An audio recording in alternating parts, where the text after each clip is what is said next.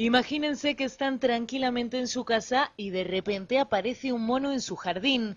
Eso es lo que les ha pasado a unos vecinos del municipio sevillano de Carmona. Se había saltado de pared en pared el animal y estaba aquí.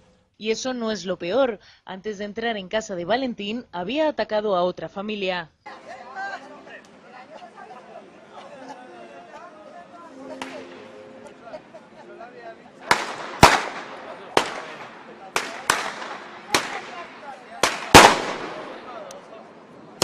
Por lo visto agredió ahí más arriba donde vivía, agredió a una familia. Al parecer el animal escapó de la vivienda donde estaba encadenado y paseó por las casas cercanas con una actitud agresiva. Y por lo visto que ha cogido celo o lo que sea y se ha puesto rebelde.